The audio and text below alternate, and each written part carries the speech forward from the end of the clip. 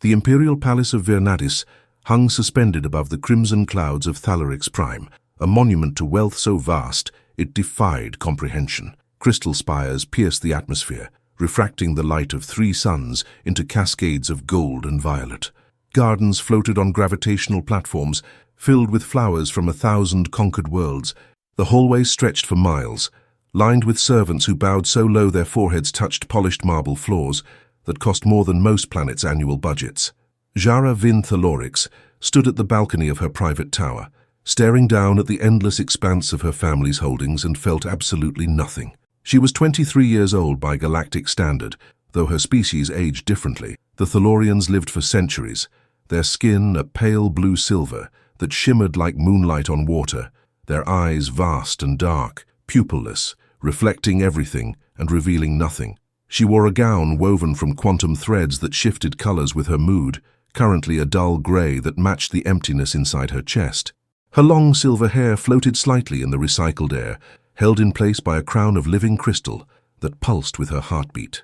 Behind her, through the massive doors of her chamber, she could hear them gathering, the courtiers, the suitors, the advisors, all of them circling like carrion birds, waiting for any sign of favor, any hint of weakness, any opportunity to climb closer to the infinite fortune that would one day be hers. Lady Jara, the voice belonged to her personal attendant Shiva, an older Thalorian woman who had served the family for 3 generations.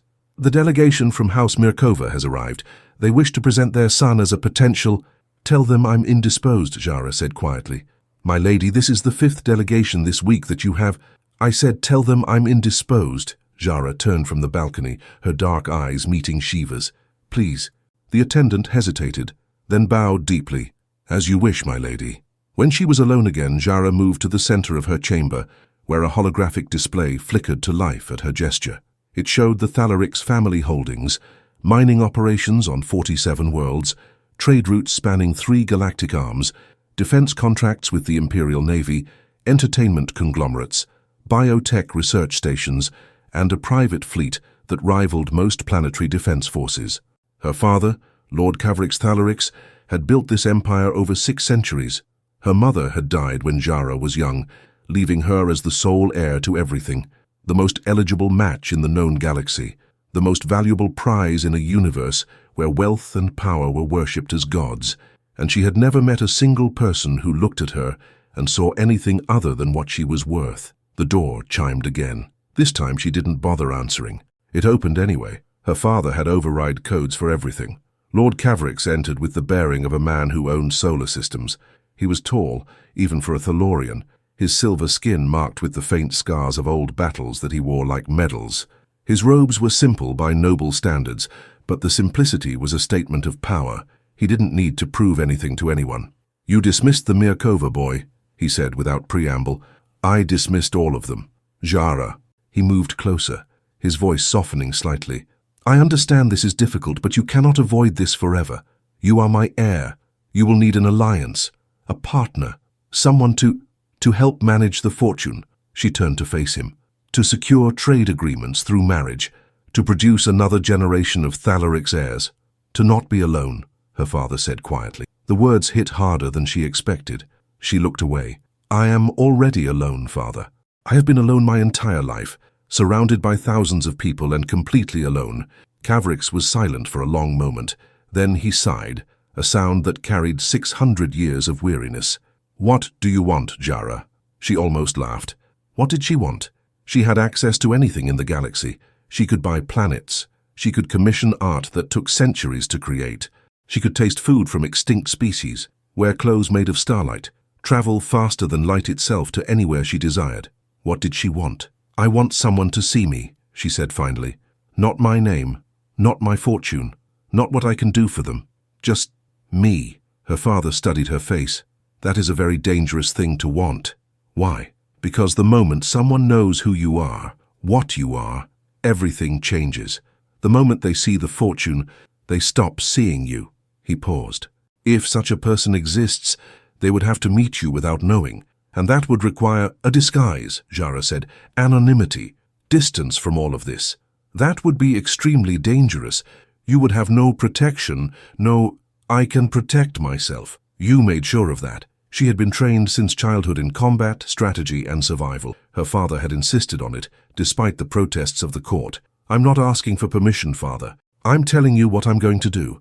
Cavrix looked at his daughter, and for the first time in years she saw something like respect in his ancient eyes. "Where would you go?" Jara pulled up the holographic display, scrolling through thousands of worlds.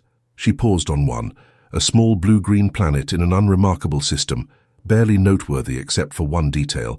It was home to humans, the newest species to achieve faster-than-light travel, a race that the rest of the galaxy largely dismissed as backward, emotional and weak.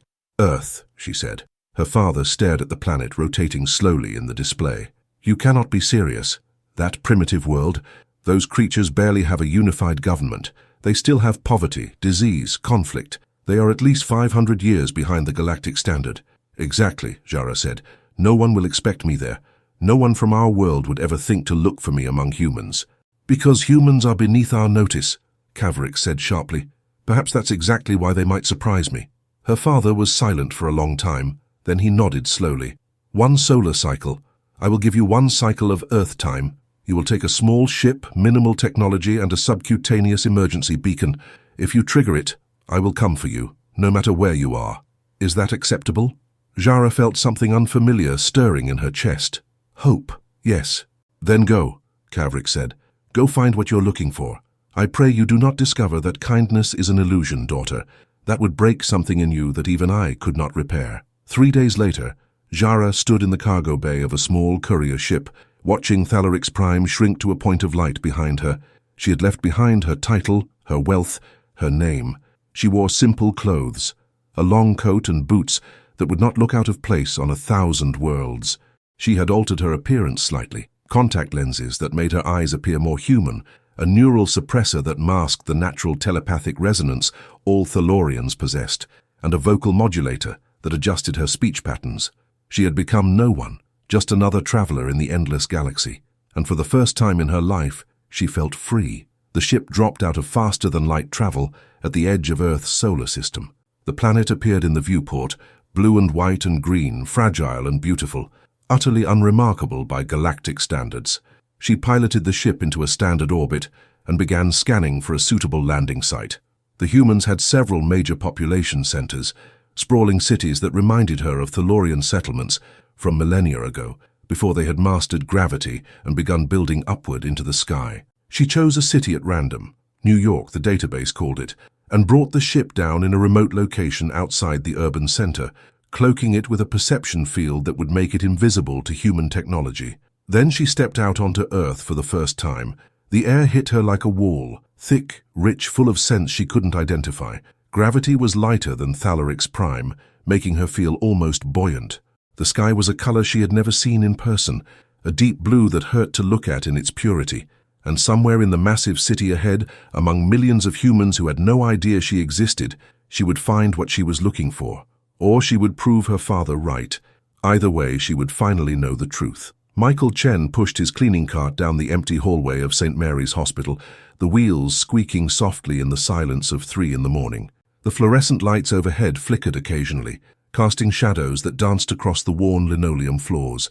He had been working the night shift for 7 years now, ever since his wife died, and he couldn't bear to sleep in their empty apartment.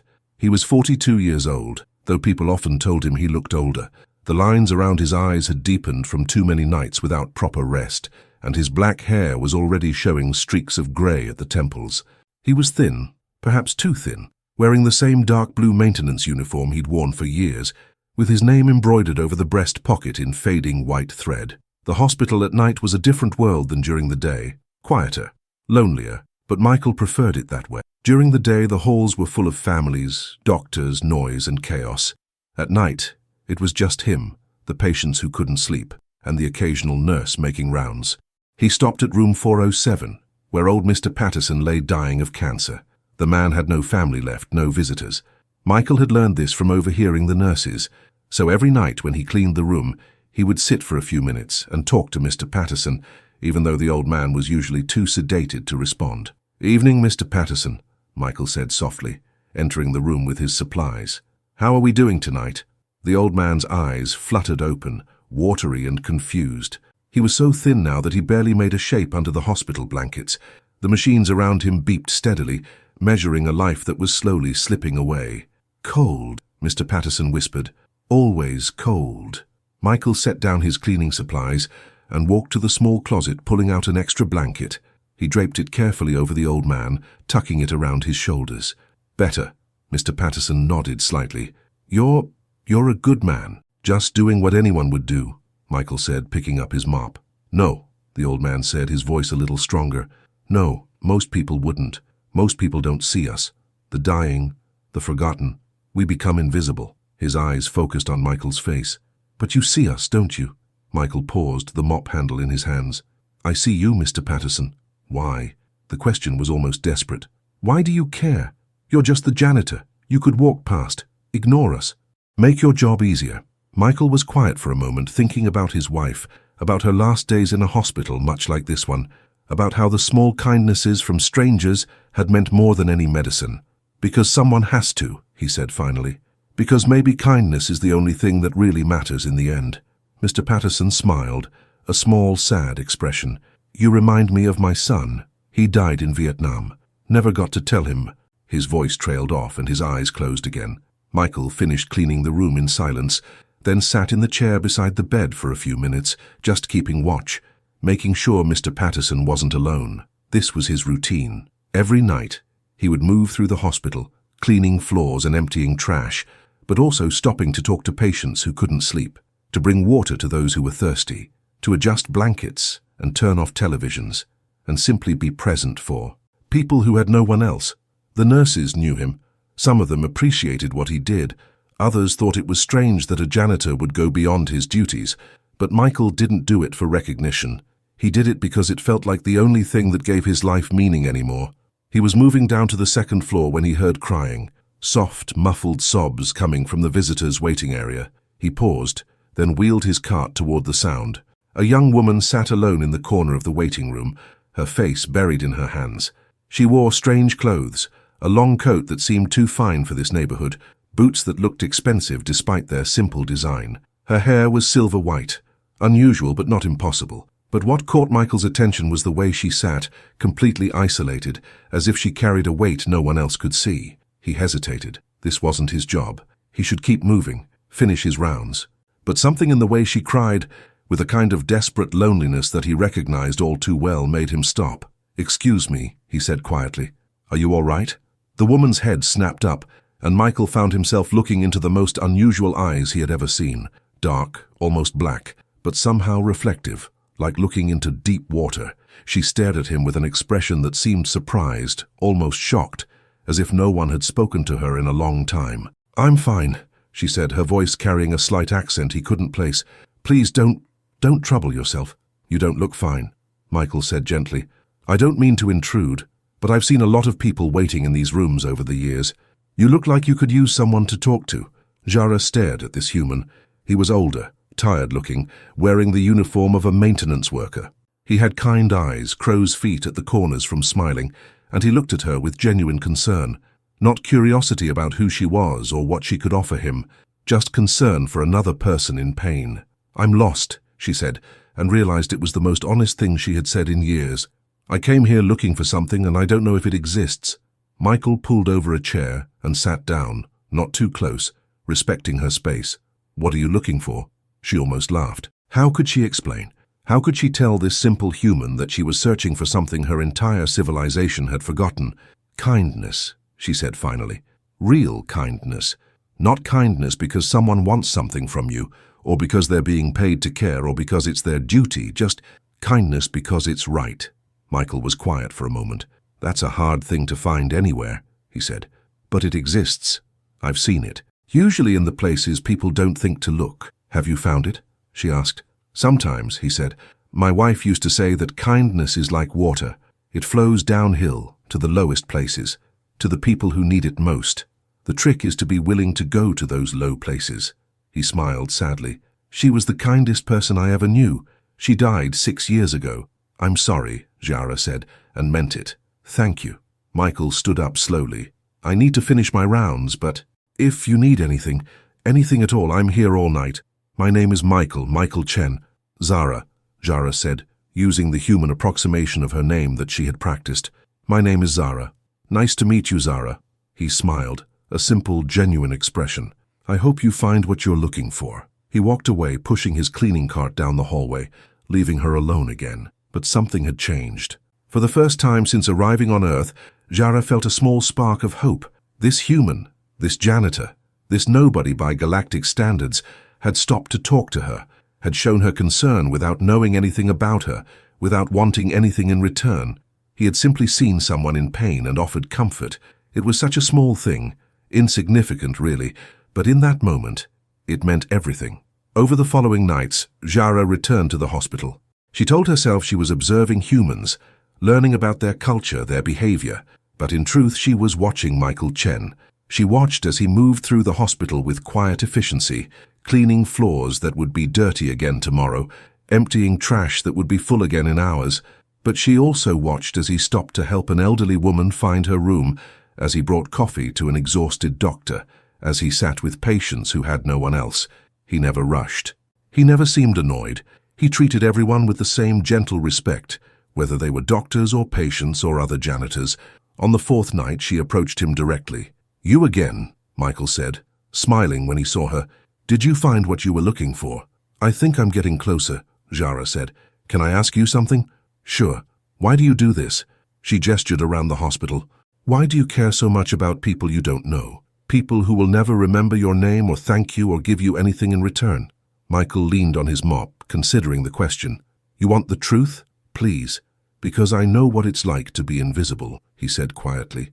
When my wife was sick, dying, I spent months in hospitals like this one, and most people looked right through us. We were just another room to clean, another chart to update, another problem to solve. But there were a few people, a few nurses and janitors and volunteers, who saw us as human beings, who took a moment to ask how we were doing, to hold her hand, to treat her like she mattered. His voice grew thick with emotion. Those people saved my life, not medically, but they saved me from drowning in despair. They showed me that even in the worst moments, kindness exists, and I decided that if I survived losing her, I would try to be that person for someone else. Zara felt something breaking inside her chest, a wall she had built up over decades of disappointment and loneliness. This human, this simple man who owned nothing, who had no power or status or wealth, understood something that her entire civilization had forgotten. He understood that kindness was not a transaction. It was a gift given freely, expecting nothing in return. That's beautiful, she whispered. Michael shrugged, embarrassed. It's just what she would have wanted. She always said that the measure of a person isn't what they have or what they accomplish. It's how they treat people when no one is watching. Your wife was very wise. She was the best person I ever knew. He smiled sadly. But I talk too much. What about you, Zara? What's your story? Why are you spending your nights in a hospital waiting room? Zara realized she was at a crossroads. She could tell him the truth, that she was an alien heiress searching for genuine kindness in a galaxy full of greed, that she had traveled light years to find someone who would see her as a person rather than a fortune, or she could lie, maintain her disguise, and continue observing from a distance. But looking into Michael's kind, tired eyes, she found she couldn't lie to him. I'm far from home, she said slowly, very far. And I came here because I was tired of being surrounded by people who only wanted something from me. I wanted to know if true kindness existed, or if it was just a story people tell themselves. And what have you found? Michael asked. She looked at him, this unremarkable human in a janitor's uniform, with his grey-streaked hair and worn hands and gentle smile.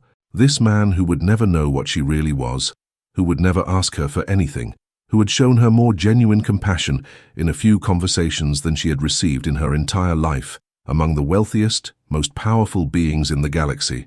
I found you, she said softly. Michael smiled. Then maybe your trip wasn't wasted. They talked for an hour that night, sharing stories. He told her about his wife, about his quiet life, about the patients he had known and lost.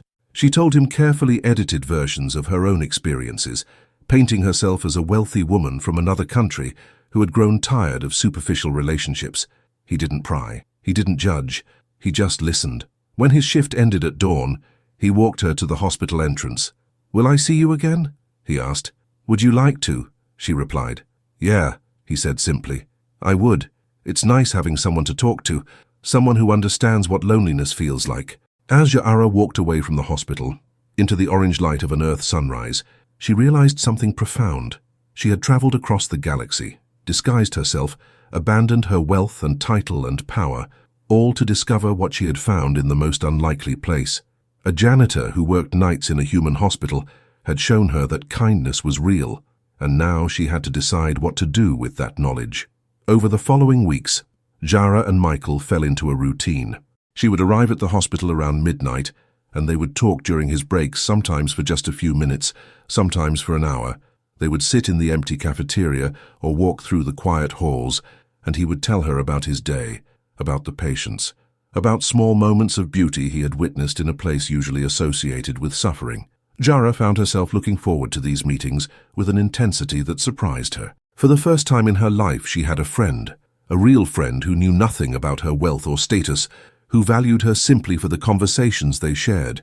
But the deception was beginning to weigh on her.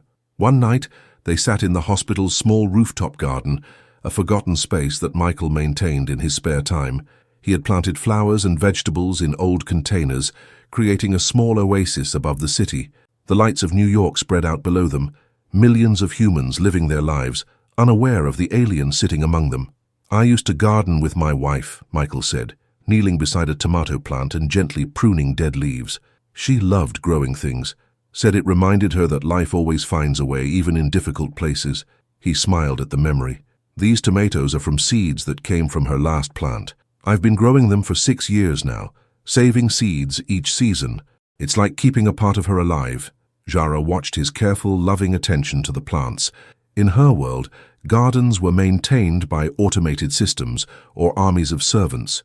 The idea of personally nurturing life, of getting soil under your fingernails, of watching something grow slowly over time was completely foreign to her. "That's beautiful," she said quietly.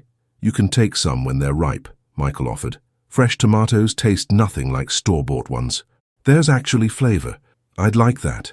She paused, then asked the question that had been building inside her for days. "Michael, have you ever kept a secret from someone you cared about? A big secret?" He looked up at her, his expression thoughtful. "Why do you ask?" "Just curious." Michael stood, brushing dirt from his hands. "When my wife was dying, the doctors told me the truth about 2 weeks before they told her.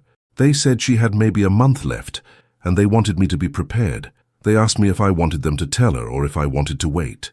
He sat down on a bench, staring out at the city. "I kept that secret for 3 days. 3 days of talking to her, smiling, pretending everything was going to be fine while knowing the truth. It was the worst 3 days of my life." "What did you do?" Jara asked. "I told her. I couldn't bear it. I sat down and told her everything, and we cried together, and then we spent the next month actually living instead of pretending." He turned to look at Jara. "Secrets create distance between people.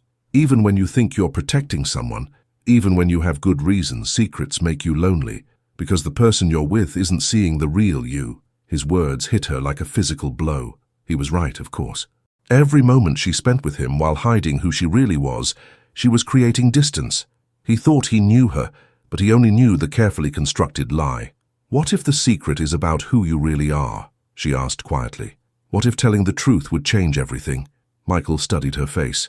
"Are you in some kind of trouble, Zara?" "No, nothing like that." She struggled to find words.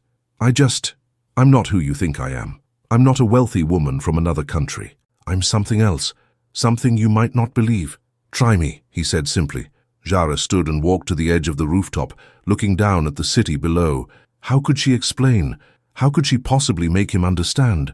"What if I told you that I came from very far away, farther than any country on Earth? What if I told you that I came here looking for something I couldn't find anywhere else in the universe?"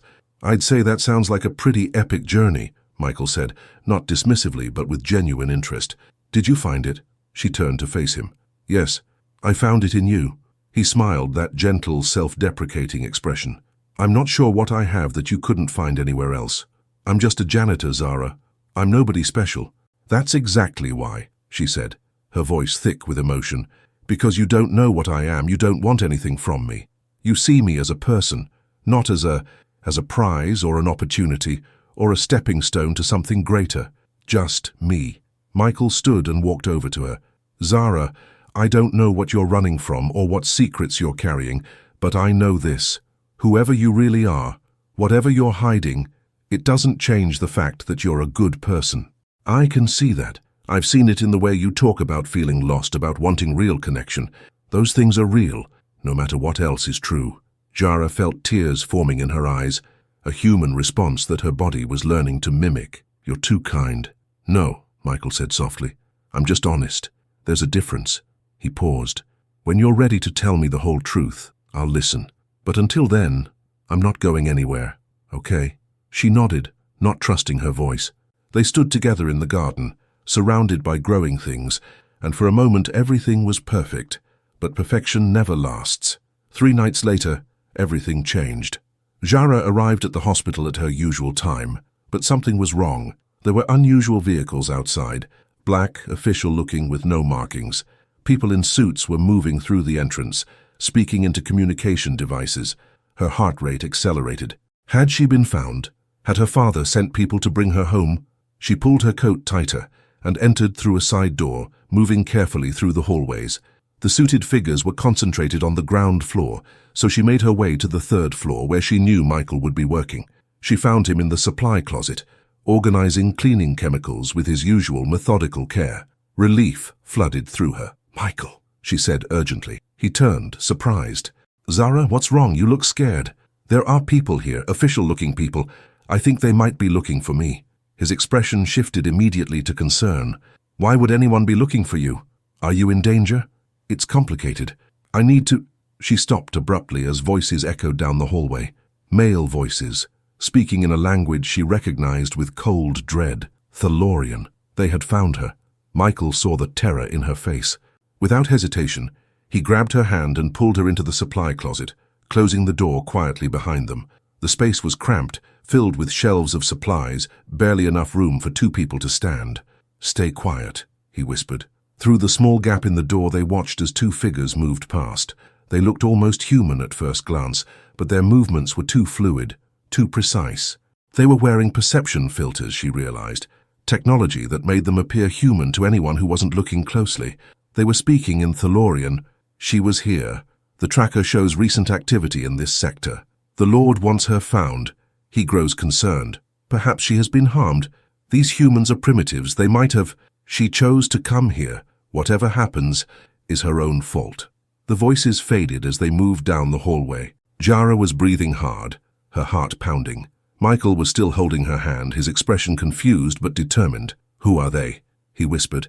Immigration? Police? Worse, she said quietly. They're from my family. Your family is hunting you down in a hospital. Michael's protective instincts were clearly overriding his confusion. What kind of family does that? The kind that doesn't accept no for an answer. She looked at him, her dark eyes full of regret and fear. Michael, I need to tell you the truth, all of it, but not here, not now. Can you trust me for a little longer?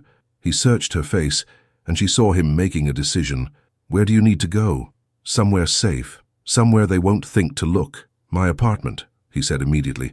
It's small, it's nothing fancy, but no one would look for you there. Not if they're looking for someone wealthy. You would do that. Hide me. You don't even know who I really am. I know enough, Michael said firmly. I know you're scared. I know you need help. That's all I need to know right now. Jara felt something inside her chest twist painfully. This human, this simple, kind man, was offering to protect her without understanding what he was getting involved in, without asking for anything in return. This was the kindness she had been searching for. Pure, selfless, given freely. Thank you, she whispered. They waited in the closet until the voices were gone. Then Michael led her through the service corridors and down the back stairs. He knew every hidden route in the hospital, every exit that wasn't monitored by cameras. They emerged into the cold night air several blocks away from the main entrance. Michael's apartment was a 20-minute walk through neighborhoods that grew progressively quieter and more worn. He lived on the 3rd floor of an old building that had seen better days. The elevator was broken, so they climbed stairs with creaking steps and peeling paint. His apartment was exactly what Jara expected. Small, tidy, filled with memories of his dead wife. Photographs covered the walls.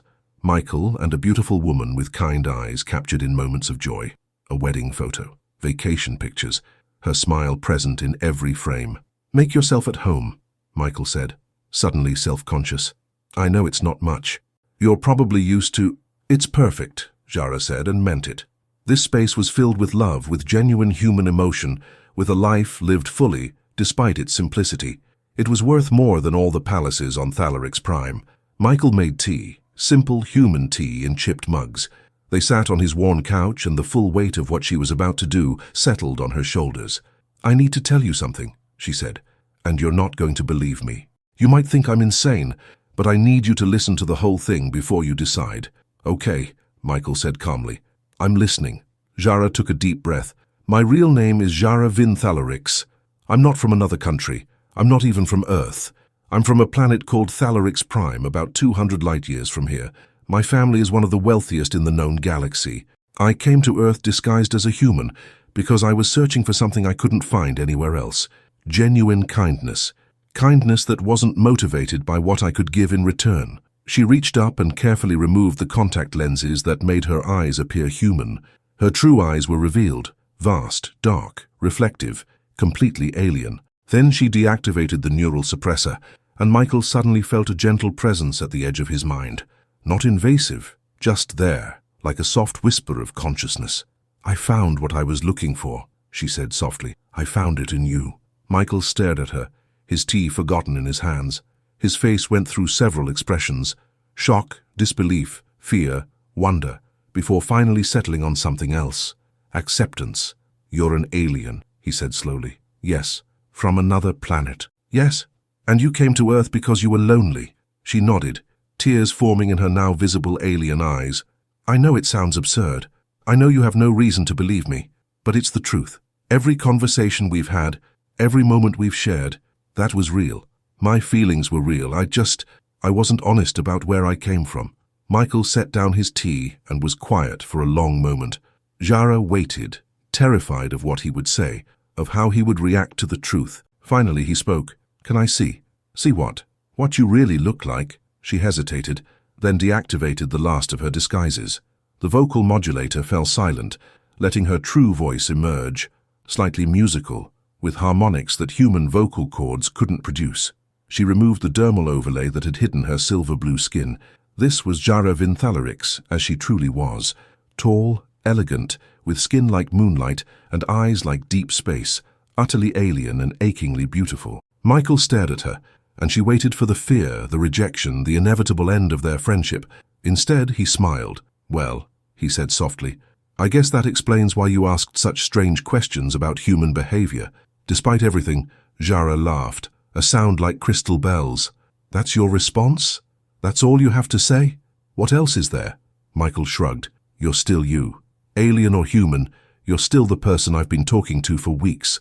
Still someone who was lonely and looking for connection. That doesn't change just because you have unusual eyes. Jara felt something breaking inside her, but this time it was a good kind of breaking, the kind that lets light in. You're not afraid? Should I be? Most people would be terrified. Most people haven't spent years watching people die and learning what really matters, Michael said quietly. Life is short, Zara. Or Jara, I guess. Too short to waste being afraid of people who mean you no harm. He paused. You don't mean any harm, right? No, never. Then we're good, he smiled. Though I am curious about one thing. What? Those people at the hospital, your family. Are they going to hurt you? No. They'll take me home. Back to my world. Back to being an heiress surrounded by people who only want what I represent. Her voice grew soft. Back to being alone. Michael reached out slowly, giving her time to pull away, and took her hand. Her skin was cooler than his, smooth like polished stone, but the gesture was unmistakably human. Then we'll figure something out, he said. Together. For the first time in her long life, Jara understood what it meant to be truly seen.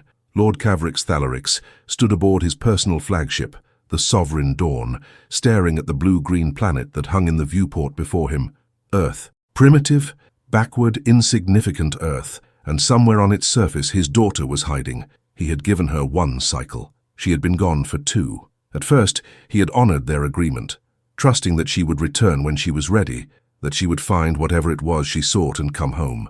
But when the deadline passed and she failed to respond to his messages, when her ship remained cloaked and silent, his patience had turned to concern, and concern had brought him here. My lord, His chief of security, Commander Velkoth, approached with a data tablet. "We have traced the lady's movements. She has been spending significant time at a local medical facility. The humans call it a hospital. We have operatives inside now, searching." "A hospital?" Cavrix frowned. "Is she injured?" "There is no indication of that. The facility's surveillance shows her entering and leaving regularly, always during night hours. She appears to be meeting someone." Cavrix's frown deepened. "Show me." Velkoth activated a holographic display showing grainy footage from human security cameras. It showed Ja'ara, still in her human disguise, sitting in various locations throughout the hospital. And with her, always, was the same human male, older, unremarkable, wearing the uniform of a maintenance worker. "Who is he?" Cavrix asked. "Michael Chen, age 42, human, occupation, custodial staff, widower. No criminal record, no significant assets, no noteworthy achievements. By human standards, he is completely ordinary. By our standards, he is beneath notice. Yet, my daughter spends hours speaking with him." Cavrix studied the image carefully. In one of the clips, Ja'ara was laughing at something the human said, her expression completely unguarded, in a way he hadn't seen in years. "She looks happy." "My lord, if I may speak freely, the lady's safety is our priority. This world is primitive and dangerous. The longer she remains here, the greater the risk. We should retrieve her immediately." "And bring her home to what?" Cavrix asked quietly. "To the same emptiness that drove her to leave, to more suitors who see only her fortune, more advisors who want to use her influence." He turned away from the viewport. "I gave her my word, Velkoth. One cycle to find what she was looking for. She has found something that makes her smile like that. With respect, my lord, she is consorting with a primitive, a nobody. This cannot be allowed to continue." "Why not?" Cavrix's voice hardened. "Because it offends your sense of propriety? Because you believe humans are beneath us? Perhaps that is precisely why she came here. Perhaps she is teaching us something about what we have become." Velkoth was silent, clearly uncomfortable with this line of reasoning. "Continue monitoring," Cavrix said. "But do not intervene unless her life is in danger.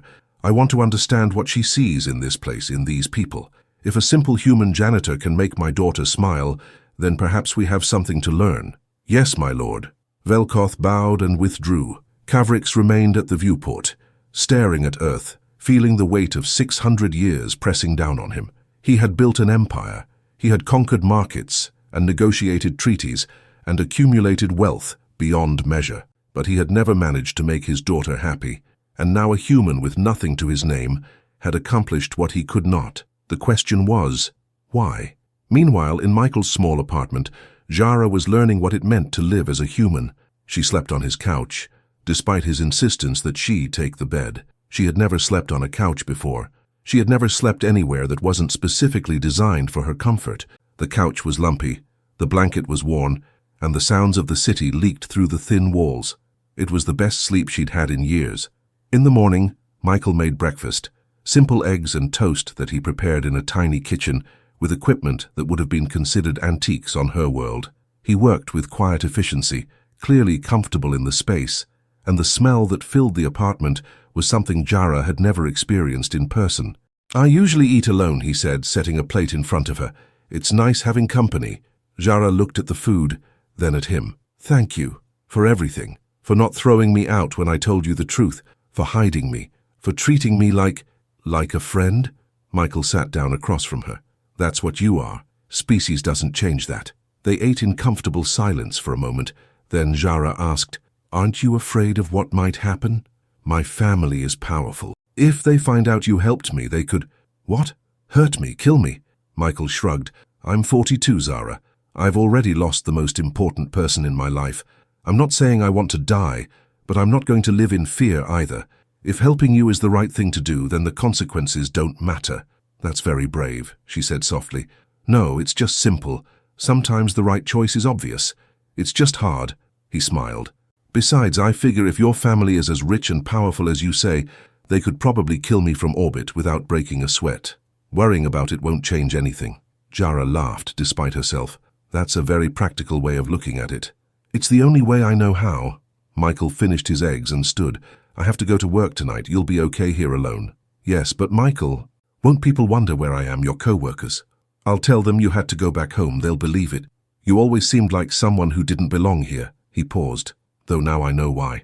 After he left for his shift, Zara found herself alone in the small apartment, surrounded by the remnants of Michael's life with his wife. She studied the photographs on the walls, seeing the progression of their relationship from young and hopeful to older and weary, the woman's illness visible in the later photos, but their love never diminishing.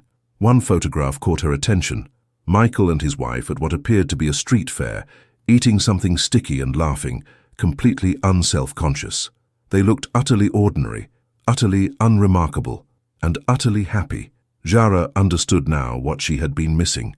In her world everything was perfect. Perfect clothes, perfect food, perfect environments. But perfection was sterile. Perfection had no character, no warmth, no soul. This tiny apartment, with its cracked walls and leaky faucet and ancient furniture, had more soul than any palace she had ever known. Her communicator vibrated, a subtle pulse against her wrist that only she could feel. A message from her father, routed through encrypted channels. She almost didn't open it, knowing what it would say. But she did. "Zara, I know you can hear this. I'm in orbit above your current location. I'm not here to force you home, though many have advised me to do exactly that. I'm here because I'm worried about you, because I want to understand what you found on this world that made you forget to come home. Contact me. Please, let me know you're safe. That's all I ask." The message ended. No threats, no demands, just concern. That was unusual for her father, a man who usually commanded rather than requested. She recorded a brief response. "I'm safe, Father. I'm more than safe. I'm happy. For the first time in my life, I'm truly happy. Please give me more time. I need this." She sent the message and hoped he would understand. That night, while Michael was at work, Zara ventured out into the city. She had explored before, but always with some trepidation, always watching for signs of pursuit. Now, knowing her father was above and choosing not to interfere, she felt freer. She walked through the streets of New York, watching humans go about their lives. They rushed past each other, barely looking up from their devices, each absorbed in their own concerns. But occasionally she saw moments of connection, a mother comforting a crying child, strangers helping someone who had dropped their groceries, an old man feeding pigeons in a park. Small moments, insignificant by galactic standards, but beautiful. She found herself in Times Square, surrounded by lights and noise and chaos. By Thalorian standards, it was primitive and overwhelming. By human standards, it was magnificent. The sheer energy of the place, the compressed humanity, the raw life of it all was intoxicating. A street performer was playing violin nearby, the case open for donations. The music was hauntingly beautiful, and a small crowd had gathered to listen. Zara stood at the edge watching. When the song ended, people applauded and dropped money into the case. The performer, a young woman with tired eyes and calloused fingers, smiled and thanked them, then began another song. Zara approached and placed several bills in the case, more than was probably normal, but she had little sense of human currency values. The woman looked up, surprised. "Thank you. That's very generous. You're very talented," Zara said. "I appreciate that. Most people just walk by." The woman smiled sadly. "I'm working 3 jobs and still can't make rent, but at least I get to play. That's something. Do you enjoy it? The music? It's the only thing that makes me feel alive," the woman said simply. Zara understood that feeling. She nodded and walked away, leaving the woman to her music. She returned to Michael's apartment just before dawn, entering quietly in case he was sleeping. But he was awake, sitting at the small kitchen table with a cup of coffee, looking troubled. "What's wrong?" she asked. "People at the hospital are asking questions," he said. "About you, about where you went. And not just regular people, people in suits who don't quite look right. They showed me a picture, asked if I'd seen you." "What did you tell them?" "That I talked to you a few times, but you said you were leaving the city." He looked at her. "They didn't believe me. I could tell." "Zara, I think they're going to come here. I think they're going to figure out where you are." "Then I need to leave," she said immediately. "I won't put you in danger." "No." Michael stood, his expression determined. "That's not how this works. You don't run off alone because you're worried about me. We figure this out together." "Michael, you don't understand what you're dealing with. My family, my people, we have technology that could—" "I don't care." He crossed the room and took her hands. "I don't care about technology or power or any of that. I care about you, about the person who spent weeks sitting in a hospital, trying to understand humans, looking for kindness. That person matters to me, and I'm not going to let anyone take you away if you don't want to go." Jara felt tears forming again. Why? Why do you care so much about an alien who lied to you? Because you weren't lying about the things that matter, he said gently. You were lonely. You were searching for connection. You wanted someone to see you as more than what you represented. Those things were real. Everything else is just details. She pulled him into an embrace, and he held her, this human who had somehow become the most important person in her life. I don't want to leave, she whispered. Then don't, he said. Not yet. Not until you're ready. But even as he spoke, they both knew the truth. Time was running out. The search was intensifying, and eventually she would have to make a choice. Return to her life of wealth and emptiness, or stay here with a man who had nothing to offer but genuine kindness. For Jara, who had everything, it was the easiest choice in the world, and the hardest. Lord Cavrix Thalarix made a decision that would have shocked his entire court. He went to Earth's surface himself, alone, in disguise. It was reckless. It was beneath his station. Commander Velkoth had argued strenuously against it, citing security concerns and diplomatic protocols. But Cavrix had lived for 6 centuries, and he had learned that sometimes the only way to understand something was to see it with your own eyes. He wanted to understand what his daughter had found on this primitive world. He materialized on a street corner in New York City at twilight, wearing a perception filter that made him appear as an unremarkable human businessman. The sensations that immediately assaulted him were overwhelming. The smell of exhaust and food and humanity compressed into tight spaces. The noise of traffic and voices and machinery, the press of bodies moving past each other with barely a glance. By Thalorian standards, it was chaotic and crude, but there was something else too, an energy, a vitality that he hadn't felt on his own world in centuries. He walked through the streets, observing, humans rushing to their destinations, absorbed in their small concerns, street vendors selling food from carts, musicians performing for spare change, homeless people huddled in doorways, wealth and poverty existing side by side in a way that would never be tolerated on Thalarix Prime. He found himself drawn to a small park where people gathered despite the evening chill. A mother pushed her child on a swing, laughing at the boy's delighted shrieks. An elderly couple sat on a bench holding hands in comfortable silence. A group of teenagers played basketball, their trash talk and laughter echoing off the buildings. Simple scenes, ordinary moments, but watching them, Cavrix felt something he hadn't experienced in a very long time: envy. These people had so little. By galactic standards, they were barely above subsistence level. They lived in tiny spaces, worked exhausting jobs, worried about basic necessities that any Thalorian took for granted. But they had each other. They had genuine connection, unfiltered by wealth or status or political calculation. He thought of his own life, of the vast palace where he lived alone, surrounded by servants who bowed and scraped, but never truly saw him. Of the endless meetings and negotiations where every word was calculated, every gesture analyzed. Of the isolation that came with absolute power. His daughter had fled that life, and now he understood why. He made his way to the address his operatives had identified, a rundown apartment building in a neighborhood that the human databases categorized as lower income. The thought of his daughter, the wealthiest heiress in the known galaxy, staying in such a place was almost incomprehensible. But he didn't go up, not yet. First, he wanted to understand the human who had earned her trust. He waited across the street, watching. An hour before midnight, a figure emerged from the building. Michael Chen, wearing his work uniform, carrying a worn backpack. He walked with the tired gait of a man who had worked too many night shifts, but there was something in his bearing that caught Cavrix's attention. Dignity. Despite his humble circumstances, despite his obvious exhaustion, the human carried himself with quiet dignity. Cavrix followed him. Michael walked to the hospital, a journey of about 20 minutes that he could have shortened by taking public transportation, but apparently chose not to. Cavrix watched as he passed a homeless woman huddled against a building and stopped to give her several bills from his pocket and a kind word. He watched as Michael helped an elderly man struggling with grocery bags up the steps to his building, refusing thanks with a simple smile. Small acts, insignificant by most measures, but consistent, genuine. The actions of a man who helped others not because anyone was watching, but because it was simply who he was. At the hospital, Cavrix waited outside while Michael began his shift. Through the windows he could see the human moving through the halls, pushing his cleaning cart, stopping occasionally to speak with patients or staff. Nothing remarkable, just a janitor doing his job, but doing it with care, with attention, with respect for everyone he encountered. Cavrix thought of the thousands of servants in his palace, none of whom he knew by name, none of whom he had ever truly seen as individuals.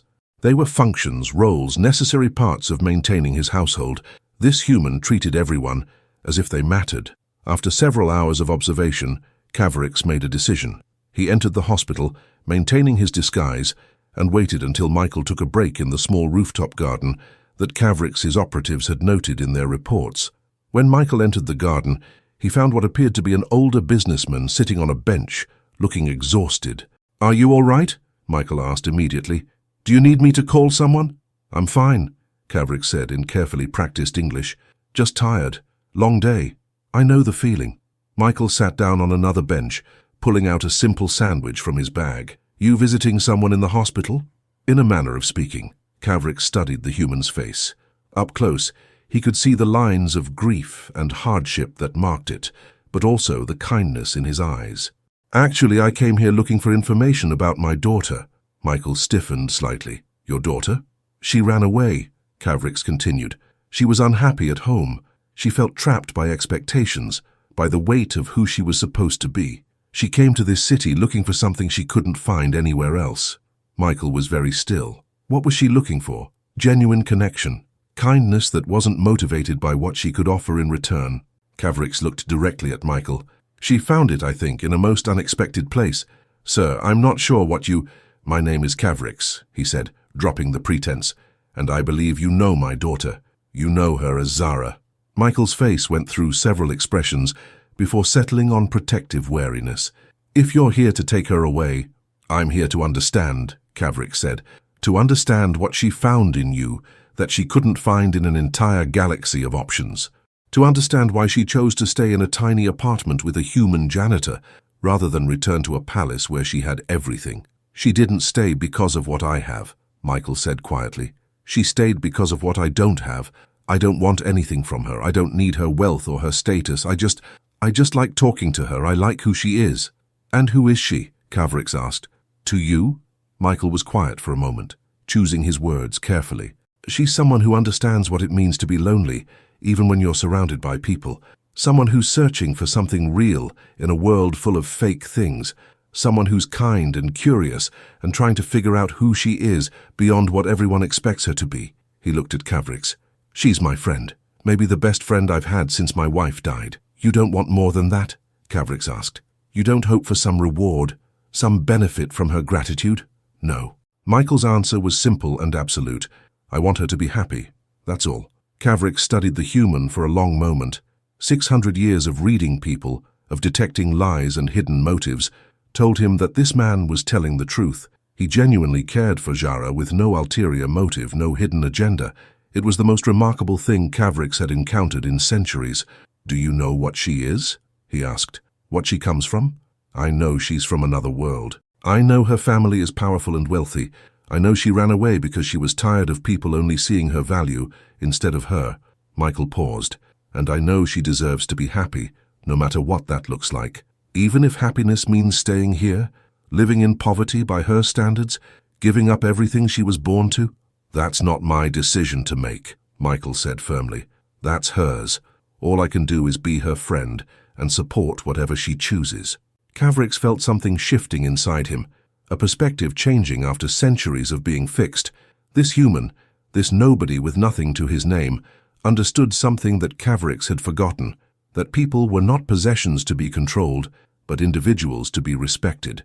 "Tell me about your wife," he said suddenly. Michael blinked, surprised by the change of subject. "My wife? Zara mentioned that you're a widower, that your wife's death shaped who you are now." "I want to understand." Michael was quiet, clearly uncertain about sharing such personal information with a stranger, but something in Cavrix's expression, a genuine interest, a real desire to understand, made him speak. "Her name was Lynn," he said softly. "We met in college. She was studying social work. I was studying business. We were complete opposites in a lot of ways, but we fit together." He smiled at the memory. "She was the kindest person I've ever known. She worked with homeless youth, spent her life trying to help people that society had given up on. She never made much money, and we struggled sometimes, but she was happy because she was doing what she loved." What happened to her? Cavrix asked gently. Cancer. Aggressive. By the time they caught it, there wasn't much they could do. Michael's voice grew thick. I spent 6 months watching her die, piece by piece. It was the worst experience of my life. But you know what? Even at the end, even when she was in terrible pain, she was still thinking about others, still asking about the kids she worked with, still trying to make the nurses laugh, still finding ways to be kind. She sounds extraordinary. She was. And when she died, I thought I'd died too. I couldn't see the point of anything anymore. Michael looked up at the night sky. But then I realized she had shown me how to live, how to see people, how to care about them, how to make small differences that add up to something meaningful. So I decided that if I couldn't have her, I could at least try to honor her by living the way she did, by being kind, even when it's hard, by seeing people that everyone else ignores. Cavrix felt an uncomfortable tightness in his chest, an emotion he rarely allowed himself to feel. She would be proud of you. I hope so. Michael wiped at his eyes. Why are you asking me this? Because I'm trying to understand what my daughter sees in you, Cavrix said. And now I do. You're not wealthy or powerful or extraordinary by conventional measures, but you understand something that most people, most beings, never learn, that the true measure of a person is how they treat others when no one is watching. That kindness is not a transaction, but a way of being. Your daughter understands that too, Michael said. That's why she left. Because everyone in her world was performing, calculating, always thinking about what they could get. She wanted something real, and you gave her that. I just treated her like a person, that's all.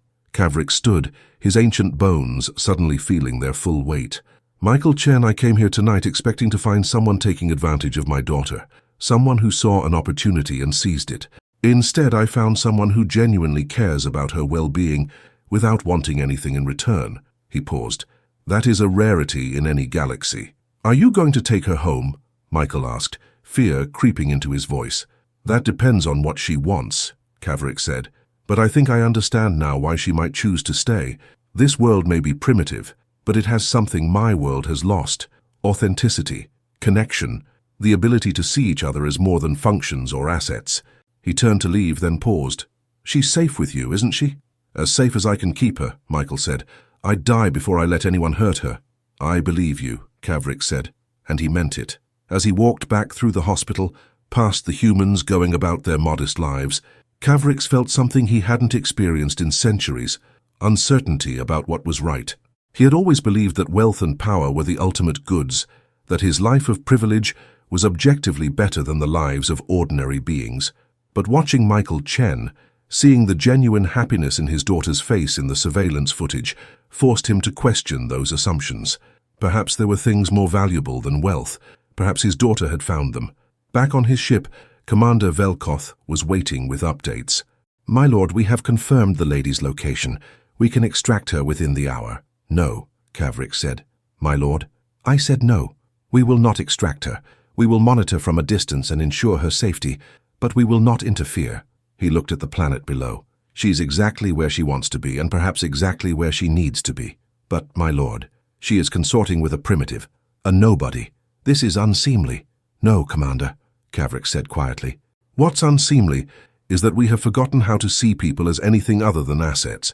This nobody has taught my daughter something I couldn't, that value has nothing to do with wealth or status. It has to do with character. He dismissed Velkoth and stood alone at the viewport, staring at Earth. His daughter was down there, in a tiny apartment, with a man who owned almost nothing, and she was happy. Perhaps she had found something worth more than an empire. Perhaps she had found herself. 3 days after Cavrix's visit to Earth, Jara received a message that changed everything. She was sitting on Michael's couch, reading a human book he had lent her, a collection of poetry by someone named Mary Oliver, when her communicator pulsed. The message was from her father, marked urgent but not emergency. Jara, I would like to meet with you. Not to force you home, not to argue, but to talk. There is a place in your city called Central Park. I will be at the Bethesda Fountain tomorrow at noon. Come alone or bring your friend if you prefer. I simply want to understand, please. Your father. Jara stared at the message for a long time. Her father had never asked to understand before. He had commanded, advised, demanded, but never simply asked to understand. Something had changed. When Michael returned from his shift that morning, she showed him the message. He read it carefully, his expression thoughtful. What do you think? She asked. Is it a trap? I don't think so, Michael said slowly. The tone is different. More human, actually. More vulnerable. He looked at her. Do you want to go? I don't know.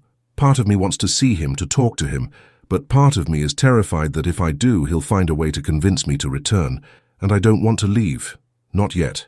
Then don't go alone, Michael said. I'll come with you. If things get bad, we leave. Simple as that. You would face my father? A being who could destroy this entire city with a thought? He could destroy this entire planet with a thought, probably, Michael said calmly. But he won't. If he wanted to take you by force, he would have done it already. He wants to talk, so we'll talk. The next day they walked to Central Park together. It was a beautiful autumn afternoon, the trees showing their colors, the city's usual chaos somehow muted by the presence of nature. Tourists and locals filled the paths, jogging, walking dogs, pushing strollers, living their ordinary lives. Jara had learned to love this place. The park was like a small piece of wilderness preserved in the heart of the city, a reminder that even in the most constructed environments, life found a way to persist. They found the Bethesda fountain easily, and there, sitting on a bench and watching the water, was a figure that appeared to be an older human man in an expensive suit. But Jara recognized the way he held himself, the ancient weight in his posture. "Father," she said softly. Cavrix turned, and for a moment his disguise flickered, revealing his true form before he caught himself and maintained the illusion. He stood, and there was something in his expression that Jara had never seen before. Uncertainty. "Jara, thank you for coming." His eyes moved to Michael. "And you must be Michael Chen." "Sir," Michael said with a slight nod, not showing fear despite everything he knew. "Please sit." Cavrix gestured to the bench. "I promise you this is not an ambush. I simply wanted to talk." They sat, Jara between the two men, feeling the weight of two worlds pressing down on her shoulders. Around them humans passed by, completely unaware that they were witnessing a meeting between beings from different stars. "You met Michael," Jara said. "When?" 3 nights ago. "I came to Earth to understand what you found here. I observed and then I spoke with him." Cavrix looked at Michael. "He impressed me. That is not something I say lightly." "Father, why are you really here?" Jara asked. "You could have sent operatives. You could have ordered me home. Why come yourself?" "Because I realized something," Cavrix said slowly. "I realized that I have spent 600 years building an empire, accumulating wealth and power, and I never stopped to ask what it was all for. I told myself it was for you, for your future, for our legacy. But the truth is, I don't know. I don't know what any of it means." He looked out at the fountain, at the angel statue rising from the water, at the humans gathered around it taking photos and laughing. "These people have so little," he continued. "By our standards, they're barely surviving. They live in tiny spaces, work exhausting jobs, worry about basic necessities. But they have something we've lost. They have connection. They have meaning that doesn't depend on wealth or status. They have," he paused, searching for the word, "they have authenticity." "That's what I found here," Jara said quietly. "That's what I've been trying to tell you. Everyone at home sees me as an asset, a prize, a piece in their games. But here with Michael, I'm just a person, just Zara, and that's worth more than all the wealth in the galaxy." "I understand that now," Cavrix said. "After watching Michael, after seeing how he lives his life, after witnessing the care he shows to strangers who can never repay him, I understand why you stayed." He turned to face her directly. "But I need to ask you something, and I need you to answer honestly. What happens next?" "What do you mean?" "You can't hide here forever," Cavrix said gently. "You're the heir to Thalaric's holdings. Eventually you'll need to return. Eventually you'll need to accept your responsibilities. Unless—" he paused, the weight of what he was about to say hanging in the air. "Unless you choose to abdicate, to give up your inheritance, your title, your place in our society, to become by our standards nothing." The word hung between them like a blade. Nothing. By Thalorian standards, that's what she would become. No wealth, no status, no power, just another being trying to survive in an indifferent universe. "If I did that," Jara asked slowly, "would you allow it? Would you accept my choice?" Cavrix was silent for a long moment. Around them, a street performer began playing saxophone, the music drifting across the plaza. A child laughed, chasing pigeons. Life continued, indifferent to the cosmic significance of this conversation. 6 days ago I would have said no," Cavrix finally answered. "I would have insisted that you return, that you accept your destiny, that you stop this foolishness. But now, he looked at Michael, now I've seen what this human has. Peace, purpose, meaning that comes from within rather than from external validation. He has what I spent 6 centuries trying to find, and never could. Are you saying you'd let me go? Jara's voice was barely a whisper. I'm saying I want you to be happy, Kavrik said. Truly happy, not just comfortable. And if that means staying here, living as a human, giving up everything you were born to, then yes, I would allow it. His voice grew rough with emotion. I would miss you terribly. I would spend the rest of my very long life wondering if I made the right choice, but I would respect your decision. Jara felt tears streaming down her face, a very human response to very human emotions. Father, I don't know what to choose. I love it here. I love the simplicity, the authenticity, the feeling of being seen for who I am rather than what I represent. But I also can't stop thinking about home, about you, about the weight of all those centuries of family history that I'd be walking away from. Then don't choose today, Kavrik said. Take more time. I'll stay in orbit, maintaining watch but not interfering. When you're ready to decide, contact me. If you choose to return, I'll welcome you with open arms. If you choose to stay, he paused, emotion cracking his voice. If you choose to stay, I'll arrange for your abdication and make sure you're protected. You'll lose your inheritance, but you'll have enough resources to live comfortably as a human. Michael had been quiet throughout this exchange, but now he spoke. Sir, can I ask you something? Of course. Do you love your daughter? The question was so direct, so simple, that it seemed to catch Kavrik's off guard. Yes, more than anything in existence. Then why does it have to be all or nothing? Michael asked. Why does she have to choose between her inheritance and her happiness? Why can't she have both? Because our society doesn't work that way, Kavrik said. Power and wealth require constant attention. If she stays here, others will seize what should be hers. The vultures are already circling. Let them circle, Michael said. What good is an empire if it costs you your soul? What good is wealth if it makes you miserable? He looked at Jara. You told me that you came here searching for kindness, for genuine connection. You found it. Don't let anyone, including yourself, convince you that you have to give that up for some abstract notion of duty. But my father built this empire, Jara protested. 600 years of work, I can't just throw that away. I didn't build it for the empire's sake, Kavrik said quietly. I built it for you, for your future. But if that future makes you miserable, then I built it for nothing. He reached out and took his daughter's hand, a gesture of affection that would have shocked anyone from their court. Jara, I have lived for 6 centuries. I have accumulated wealth beyond measure. I have power that spans solar systems, and I'm telling you, none of it matters if you're not happy, none of it. What about legacy? Jara asked. What about duty? Legacy is meaningless if it's built on suffering, Kavrik said, and duty should serve life, not the other way around. He squeezed her hand. I'm giving you permission to choose happiness. That's a gift most people never receive. Don't waste it. They sat in silence for a while, watching the humans move through the park, living their brief, intense lives without the burden of centuries or the weight of empires. Finally, Jara spoke. I need time to think. Really think about what I want, not what I'm supposed to want. Take all the time you need, Kavrik said. I'll be here, watching over you, waiting for your decision. He stood to leave, then paused and looked at Michael. Take care of her. Please. I will, Michael promised. And Michael, Kavrik's voice was soft. Thank you for showing my daughter what kindness looks like, for treating her as a person rather than a prize. You've given her something I never could. What's that? Michael asked. Freedom, Kavrik said simply. After he left, Jara and Michael sat by the fountain for a long time, not talking, just being together. The sun moved across the sky, painting the water gold, and the city hummed with life around them. What are you going to do? Michael finally asked. I don't know, Jara admitted. For the first time in my life, I actually get to choose, and that's terrifying. Why? Because what if I choose wrong? What if I give up everything and then realize I made a mistake?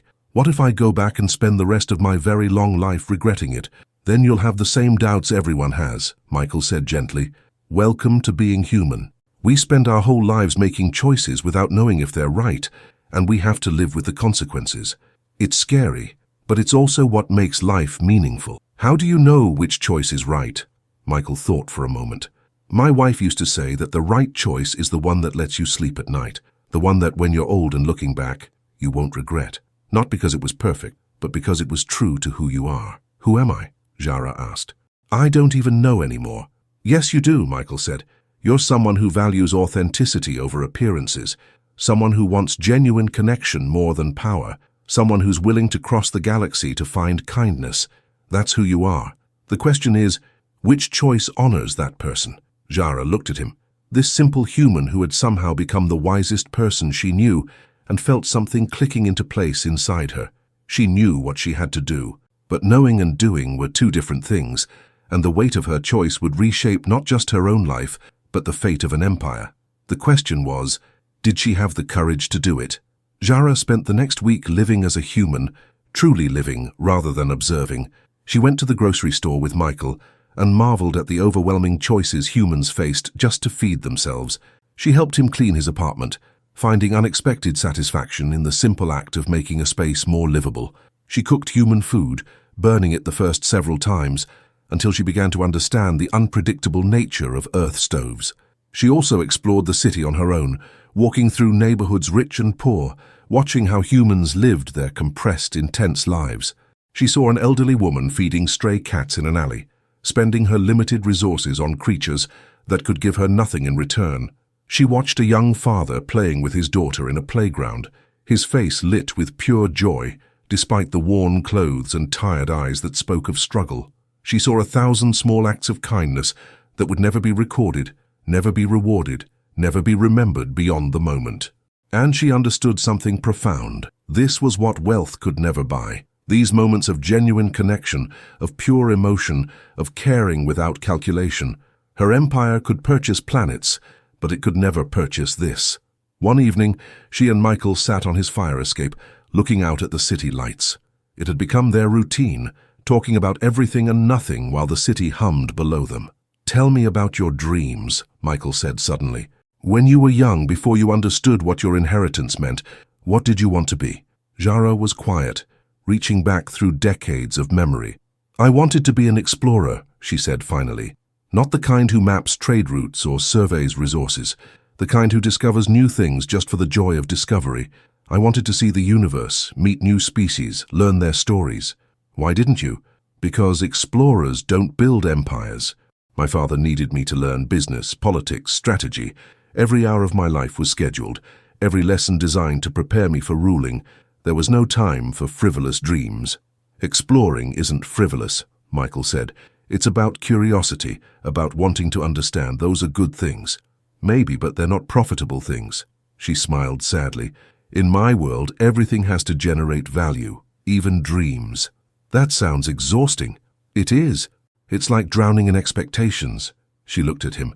What about you? What did you dream of being? A teacher, Michael said. I wanted to work with kids, help them see that education was a path out of poverty. But then I met Lynn, and she needed someone to support her work because social workers don't make much money.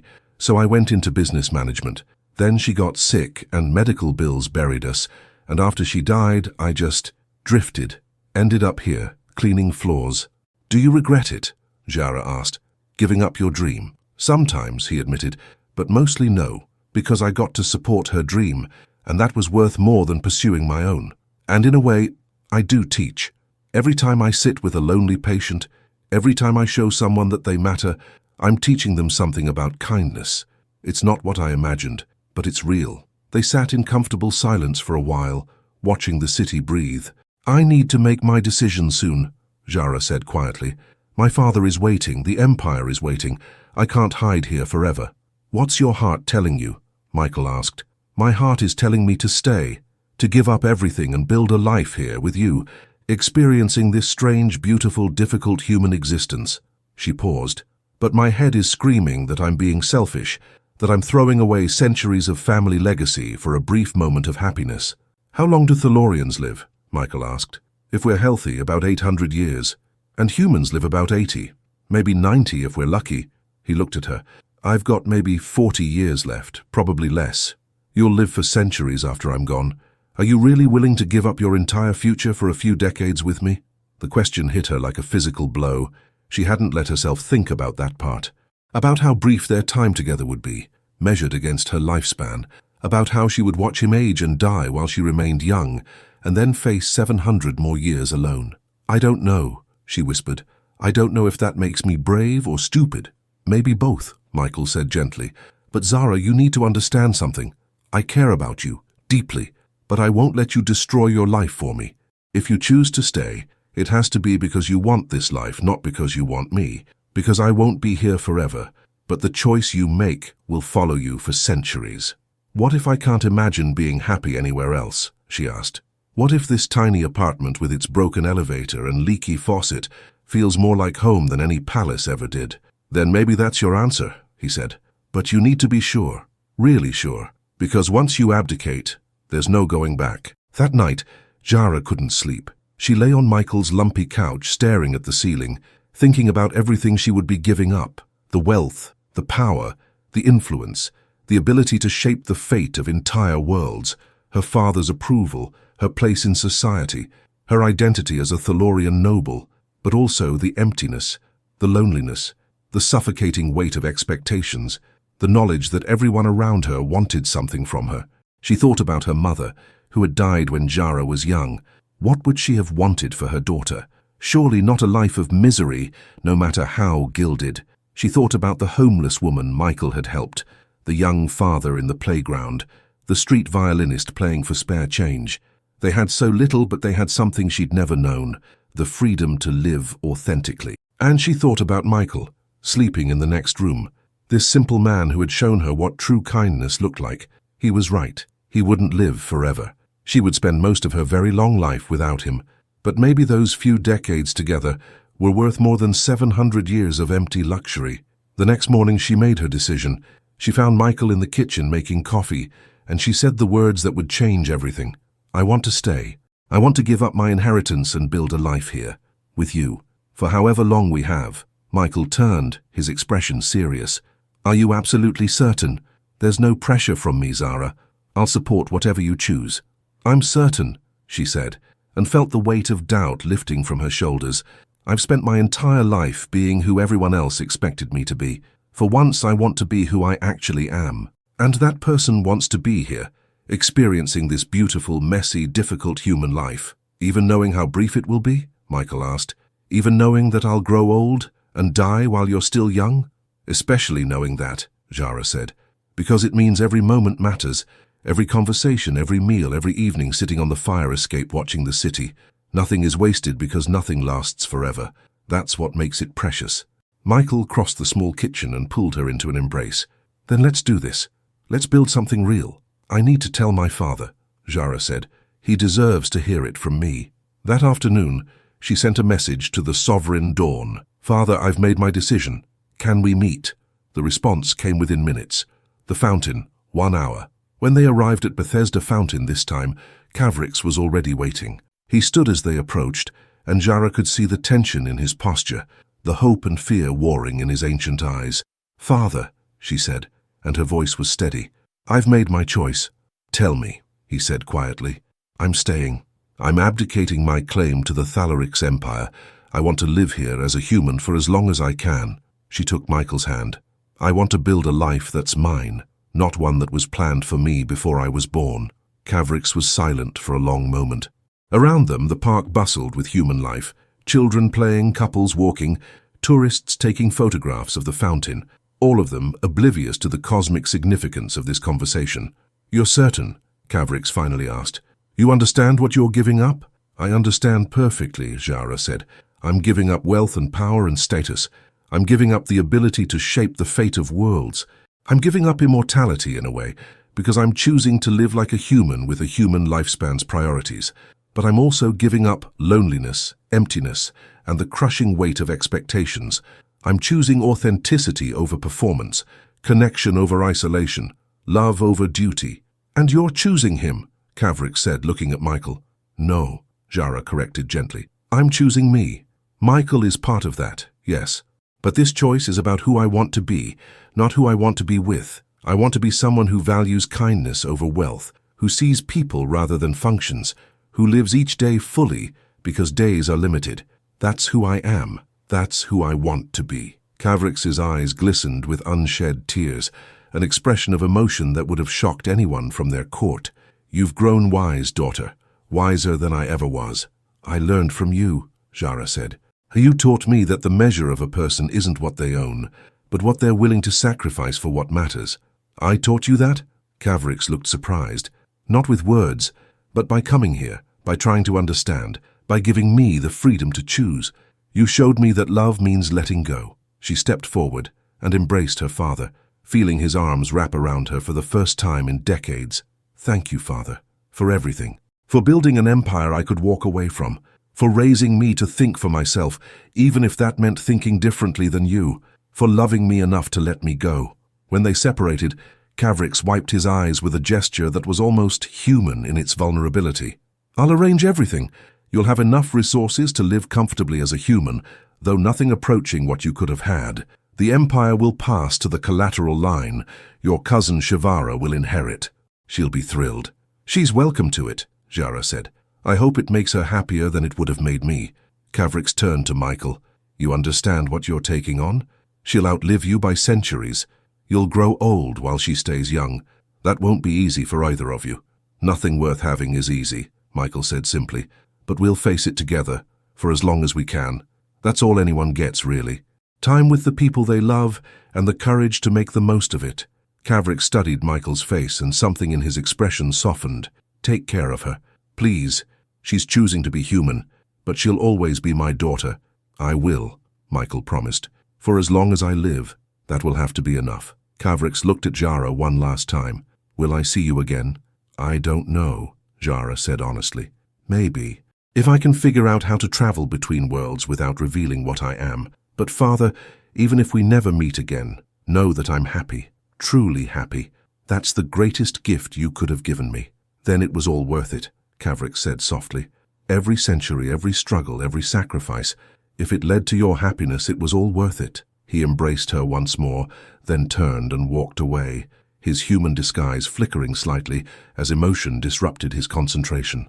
Jara watched him go, feeling the weight of centuries lifting from her shoulders, feeling lighter than she ever had in her long life. Are you okay? Michael asked gently. I'm perfect, she said, and meant it. I'm free. For the first time in my life, I'm truly free. They walked through Central Park hand in hand, two beings from different worlds who had found each other against impossible odds. Around them, humanity went about its business, rushing and struggling and loving and living, utterly unaware that they had just witnessed a princess giving up an empire for the chance at a genuine life. That evening, as they sat on Michael's fire escape, watching the sun set over New York City, Jara felt something she had never experienced before. Peace. She had everything she needed. A friend who had become something more. A tiny apartment that felt like home. A future that was uncertain but authentic. A life that was hers. Not a role she was playing for someone else's benefit. She had found what she came to Earth seeking. Kindness, connection, and the freedom to be herself. And that was worth more than all the wealth in the galaxy. What happens now? Michael asked, echoing her thoughts. Now? Jara smiled. Now we live. We experience this strange, beautiful, difficult human existence together. We make mistakes and learn from them. We create moments that matter.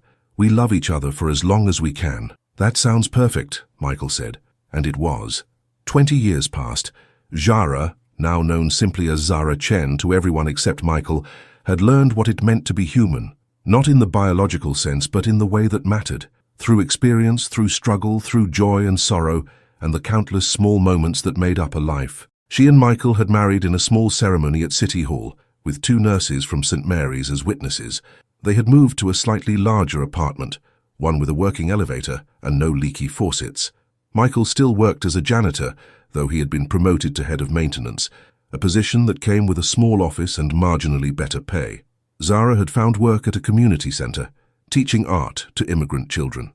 It turned out that her alien perspective gave her a unique ability to help children who felt out of place in their new world. She understood what it meant to be foreign, to struggle with belonging, to search for identity in an unfamiliar culture. They lived simply. They paid their bills. They saved what they could. They took walks in Central Park and ate at the same small restaurant every Friday night and watched old movies on their ancient television. By galactic standards, it was nothing. By human standards, it was everything.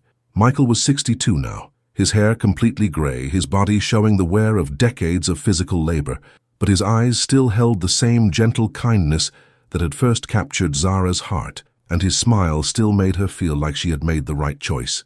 Zara herself appeared to be in her early 30s, her aging process much slower than humans. The community had noticed, of course, commenting on how she didn't seem to age, how she must have amazing genes.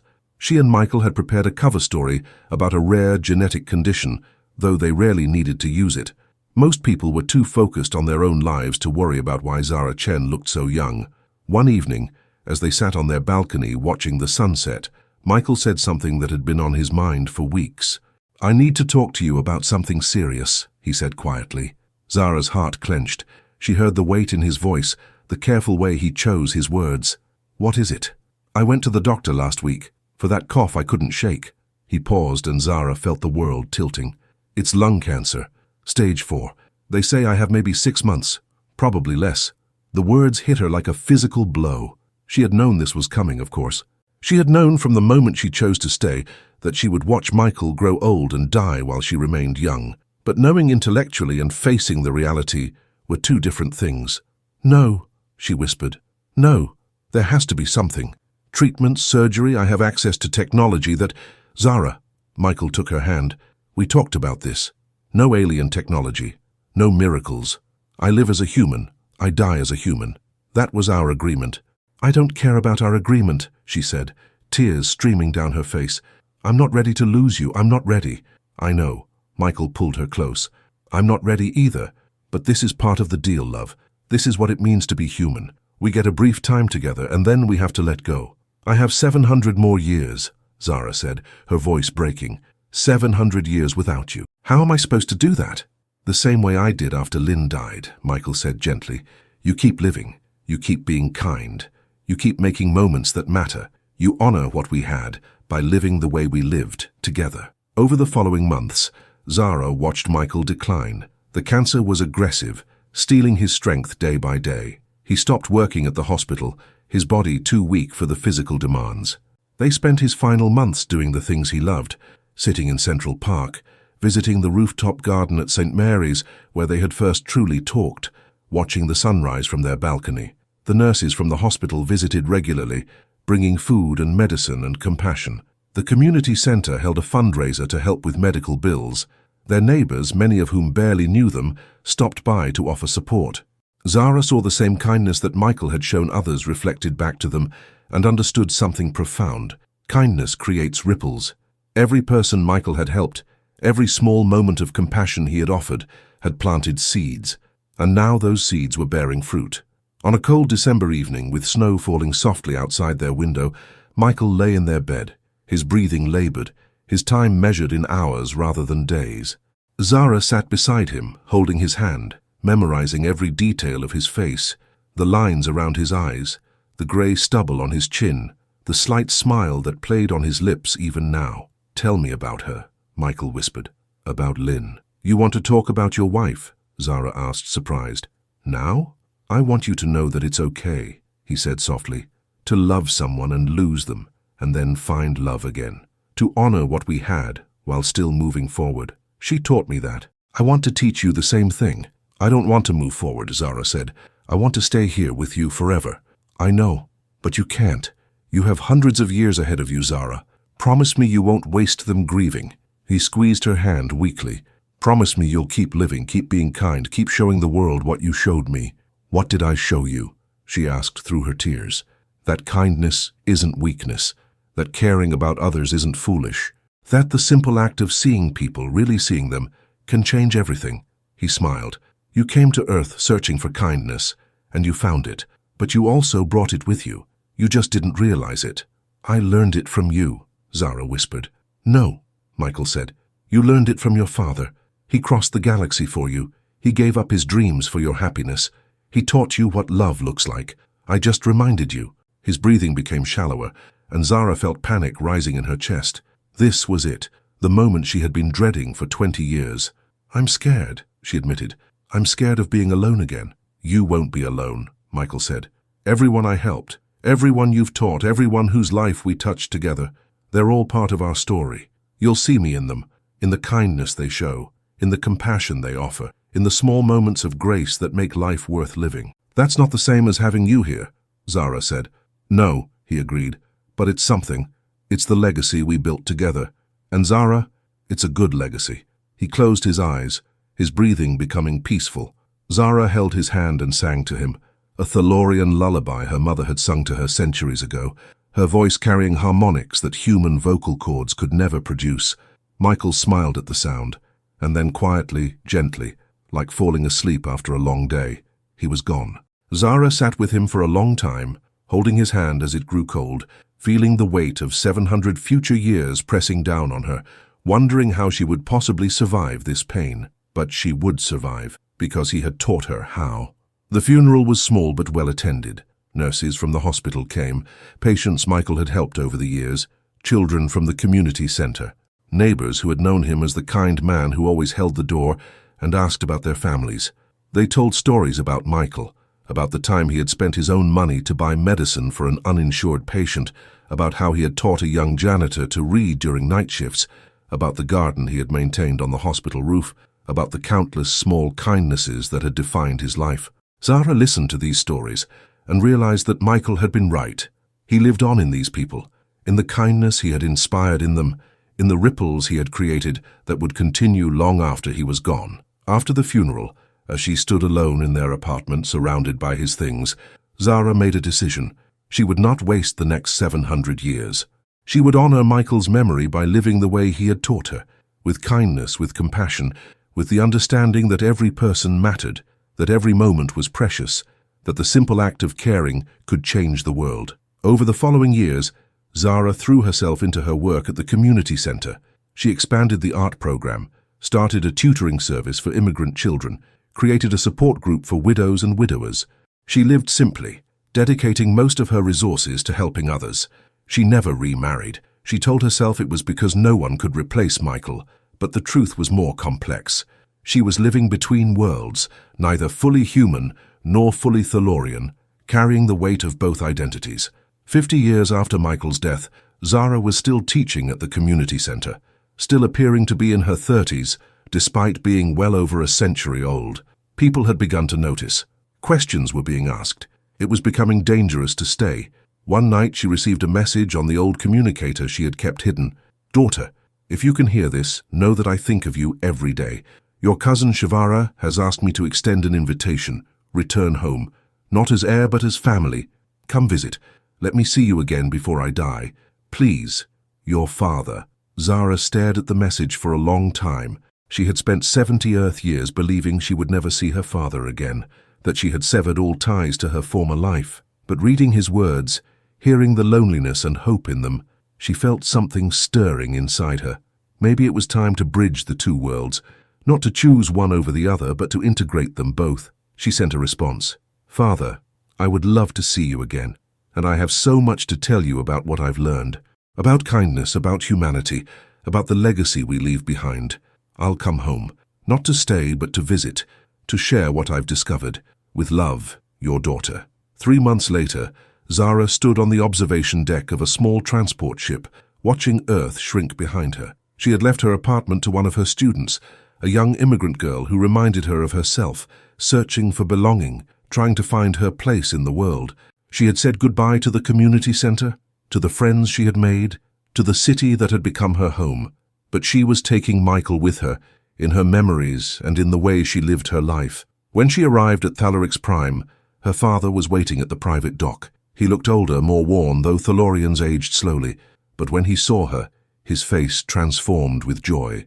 "Zara," he said, using her true name for the first time in decades. "Father," she replied and embraced him. They talked for hours, days, weeks. She told him about Michael, about the life they had built, about the kindness she had witnessed and learned to practice. She told him about the community center, about the children she had taught, about the ripples of compassion that Michael had started that continued to spread. And Cavrix listened, truly listened, in a way he never had before.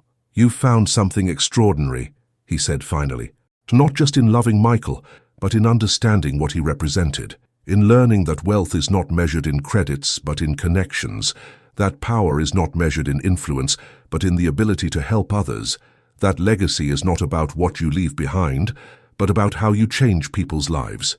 I learned it from you too," Zara said. "You gave up your dreams for me. You let me go when you wanted to hold on. You taught me what love looks like. Then perhaps we both learned something, Kavrik said. Perhaps that was the point all along. Zara spent a year on Thalaric's prime, sharing her experiences with anyone who would listen. She spoke at universities, at business conclaves, at youth assemblies.